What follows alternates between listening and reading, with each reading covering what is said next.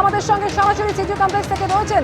প্রকাশ, এরকম তুমি বলছিলে যে একদিকে যেমন বেশ কিছু প্রশ্নের উত্তর আজকে খুঁজবেন ইডির তদন্তকারী অফিসাররা, সেই সঙ্গে সেই অডিও রেকর্ডিং যেখানে বিস্ফোরক কিছু তথ্য রয়েছে, সেই অডিও রেকর্ডিংও প্রয়োজনে শোনানো হতে পারে অভিষেক বন্দ্যোপাধ্যায়কে। একদমই, যেটা ইডি সূত্রের খবর, প্রথমে ৫,০০০ পাতার নথি, তারপর নতুন কিছু তথ্য এবং টাকার লেনদেনের হিসেব এবং সেই বিস্ফোরক অডিও রেকর্ডিং কি রয়েছে। ইডির দাবি যে সিবিআইয়ের কাছ থেকে তারা যে অডিও রেকর্ডিং পেয়েছে সেখানে কিন্তু তারা দেখতে পাচ্ছে যে অভিষেক বন্দ্যোপাধ্যায়কে কত টাকা দিতে হবে, কত টাকা দিলে তিনি কিন্তু কাজ করতে দেবেন, অর্থাৎ চাকরি বিক্রির কত টাকা অভিষেক বন্দ্যোপাধ্যায়ের কাছে পৌঁছে দিতে হবে তার তথ্য রয়েছে। এবং কে বলছে? সুজয় কৃষ্ণ ভদ্র, অর্থাৎ কালীঘাটের কাকু। এবং সেই তথ্য সামনে রেখেই কিন্তু কালীঘাটের কাকুকে সিবিআই জিজ্ঞাসাবাদ করেছে এবং চার্জশিট জমা পড়েছে। চার্জশিটে কিন্তু সেই অডিও রেকর্ডিংয়ের ট্রান্সক্রিপশন রয়েছে। আজকে কিন্তু প্রয়োজনে, যেটা ইডি সূত্রের খবর, অভিষেক বন্দ্যোপাধ্যায়কে সেই অডিও রেকর্ডিং শোনানো হবে এবং তাকে প্রশ্ন করা হবে যে টাকার অঙ্ক সুজয় কৃষ্ণ ভদ্রর মুখে শোনা যাচ্ছে, বিপুল অঙ্কের টাকা, কোটি কোটি টাকার কথা চলছে, কিভাবে চাকরি বিক্রি করতে হবে, চাকরি বিক্রি করে এক একজনের কাছ থেকে কত টাকা তুলতে হবে তার হিসেব এবং তার প্ল্যানিং কিন্তু সেই রেকর্ডিংয়ে রয়েছে এবং সেই বৈঠকে হয়েছিল। এবং সেই নিয়েই কিন্তু অভিষেক বন্দ্যোপাধ্যায়কে জিজ্ঞাসাবাদ এবং ইতিমধ্যেই অভিষেক বন্দ্যোপাধ্যায়কে সেই রুমে নিয়ে যাওয়া হয়েছে, অর্থাৎ যেখানে তাকে ইন্ট্রোগেট করা হবে, তার বয়ান রেকর্ড করা হবে, সেই রুমে নিয়ে যাওয়া হয়েছে। গোটা ইন্ট্রোগেশনের যে প্রসেস সেটা কিন্তু ভিডিও রেকর্ড করা হবে এবং অভিষেক বন্দ্যোপাধ্যায়কে নিজের হাতেই কিন্তু সেই সমস্ত বয়ান লিখে দিতে হবে, এক একটা প্রশ্ন এবং তার উত্তর কিন্তু বা অভিষেক বন্দ্যোপাধ্যায় লিখে দেবেন বা তিনি সেই স্টেটমেন্টের ওপরে সাইন করবেন। প্রথম প্রশ্ন হচ্ছে যে লিপস অ্যান্ড বাউন্সের যে টাকার লেনদেনের হিসেব রয়েছে, সেখানে যেটা দেখা যাচ্ছে যে সময় চাকরি বিক্রি করে টাকা আসছে বা এজেন্টরা টাকা তুলছে, ঠিক সেই সময় ক্যাশ টাকা একাধিক কোম্পানিতে জমা পড়ছে এবং সেই সময় একাধিক সম্পত্তি কেনা হচ্ছে। তাহলে কি ইডির প্রশ্ন, সেই সমস্ত চাকরি বিক্রির টাকা দিয়েই সম্পত্তি কেনা হলো?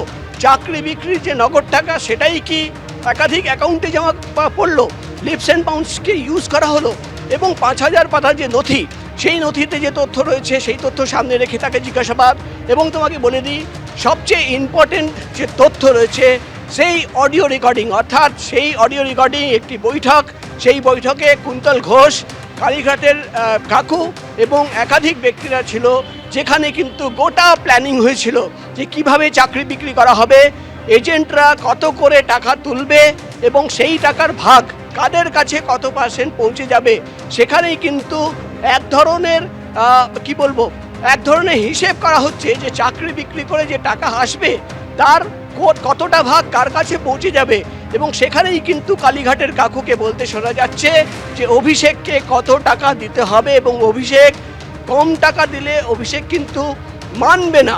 এবং এই বিষয় নিয়ে অভিষেক বন্দ্যোপাধ্যায়ের কি বক্তব্য, তার কাছে চাকরি বিক্রি কোনো টাকা গিয়েছিল কিনা সেটা নিয়ে প্রশ্ন করা হবে এবং প্রয়োজনে সেই অডিও রেকর্ডিং শোনানো হবে।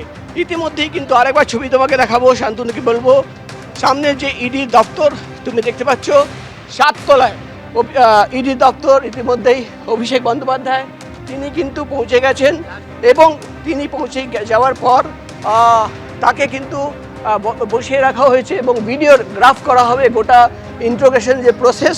এবং ভিডিওগ্রাফ করার পর অভিষেক বন্দ্যোপাধ্যায়কে সেই প্রশ্নের তালিকা নিয়ে ইডি অফিসাররা জিজ্ঞাসাবাদ শুরু করবেন এবং তিনি যে বয়ান দেবেন বা তিনি নিজের হাতে লিখে দেবেন বা তার বয়ান লিপিবদ্ধ করে তাকে সই করতে বলা হবে। অর্থাৎ একটা সারাদিনের প্রসেস। এবার দেখার বিষয় হবে যে প্রথম দফার যে ইন্ট্রোগেশন, অর্থাৎ 12 পাতার যে কোয়েশ্চেনের প্রশ্নের তালিকা তৈরি করা হয়েছে, যেখানে 50 থেকে 60টি প্রশ্ন রয়েছে, সেই প্রথম দফার জিজ্ঞাসাবাদ শেষ হওয়ার পর ইডি আধিকারিকরা অভিষেক বন্দ্যোপাধ্যায়ের বয়ানে সন্তুষ্ট হন কিনা সেটাই কিন্তু দেখার বিষয়। সন্তুষ্ট না হলে দ্বিতীয় দফায়, আবার তৃতীয় দফায় এবং ইডির যে সিনিয়র অফিসাররা তারাও কিন্তু জিজ্ঞাসাবাদ করবেন অভিষেক বন্দ্যোপাধ্যায়কে। সব মিলে ইতিমধ্যেই কিন্তু জিজ্ঞাসাবাদের যে প্রক্রিয়া, সেই প্রক্রিয়া শুরু করেছেন ইডির গোয়েন্দারা। তার বয়ান রেকর্ড করা হচ্ছে এবং শেষের দিকে পরের দিকে সেই অডিও রেকর্ডিং শোনানো হবে, এমনই খবর আমরা ইডি সূত্র মারফত জানতে পারছি যে অভিষেক বন্দ্যোপাধ্যায় যদি বলেন যে তিনি এই বিষয় নিয়ে কিছু জানেন না, তাকে কিন্তু সেই অডিও রেকর্ডিং শোনানো হবে এবং তারপরেই কিন্তু তাকে প্রশ্ন করা হবে যে টাকা দেওয়ার কথা সুজয় কৃষ্ণ ভদ্র বলছেন সেই টাকা তিনি পেয়েছেন কিনা, এবং যে সম্পত্তি কেনা হলো, একাধিক জায়গায় যে সম্পত্তি কেনা হলো, তিনি শুধুমাত্র একজন সাংসদ ছিলেন, এত টাকা কোথা থেকে আসলো, কোথায় থেকে সম্পত্তি কেনা হলো, লিপস অ্যান্ড বাউন্সের কাছে যে কনসালটেন্সি নামের দিনের পর দিন টাকা নেওয়া হয়েছে, তুমি জানো মার্লিন বলে একটি সংস্থার নাম উঠে এসেছিল, তার নামেও কিন্তু চার্জশিট করা হয়েছিল। অর্থাৎ কি টাকা ঘোরানোর জন্য। অর্থাৎ প্রকাশ, অভিষেক বন্দ্যোপাধ্যায় তাকে জিজ্ঞাসাবাদ ইতিমধ্যেই শুরু হয়েছে যে খবর পাওয়া যাচ্ছে, এবং সিজে কমপ্লেক্সে সূত্রে অবশ্যই নজর থাকবে সেই দিকে। এবিপি আনন্দ, এগিয়ে থাকে, এগিয়ে রাখে।